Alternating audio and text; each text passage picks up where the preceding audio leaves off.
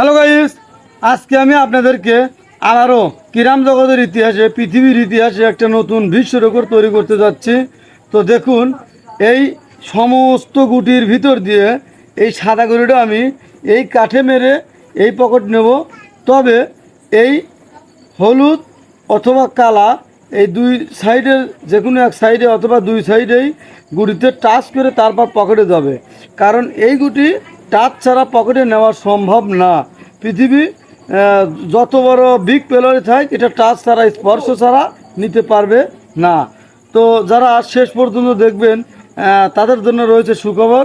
এই মায়ের যে কৌশল, অবশ্যই আমি তাদেরকে সর্বশেষে ভিডিওর শেষে প্র্যাকটিক্যালি বুঝিয়ে দেব যে কীভাবে আপনি এই গুড়িটা পকেট করবেন।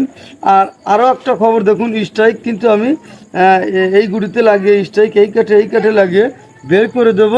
এখানে কোনো টাচ লাগবে না, তবে হঠাৎ এই গুড়িতে হালকা টাচ লাগতে পারে, হালকা হোক জোর হোক, যাই লাগার সম্ভাবনা আছে। তো যাই হোক, এখন দেখুন কিভাবে আমি এই গুটি এই কাঠে মেরে এই কালোর টাচে এই পকেট করি।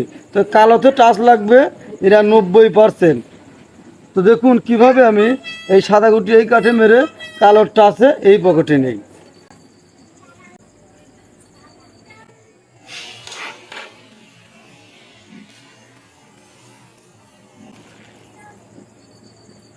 হ্যালো গাইস, আপনারা দেখলেন আমি কিন্তু একটা কালো গুটির টাচে এই সাদাটা পকেট করলাম। তো এইরকম হাজার হাজার মার আমার চ্যানেলে আসতে চাইলে দেখে আসতে পারেন। আর এখন পর্যন্ত যারা আমার ভিডিও দেখছেন তাদের জন্য রয়েছে সুখবর।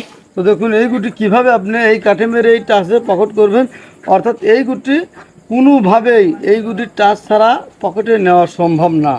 আপনাকে এই গুটি যেখানে আছে ঠিক এই সোজাই আপনি কাঠে মারবেন, তবে স্ট্রাইকটা এই দিকে দিতে হবে যাতে স্ট্রাইক বেরোয় ওই দিকে চলে যায়।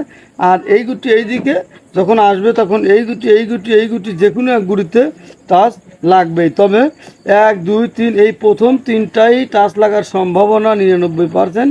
এই গুটিতে টাচ লাগবে না, এই তিনটার যে কোনো একটা আগে লাগবে, তারপর সরাসরি পকেটে যাবে, অথবা এই গুটিতেও, এই হলুদ গুটিতেও লাগতে পারে। তো যাই হোক, এই মারের যে কৌশল সেটাও আমি শিখিয়ে দিলাম। তো এইরকম হাজার হাজার মায়ের আমার চ্যানেলে আসে, চালিয়ে দেখে আসতে পারেন। আর যদি নিত্য নতুন মাছ শিখতে চান, অবশ্যই বেল বাটনটি অন করে রাখবেন। ভালো থাকুন, সুস্থ থাকুন।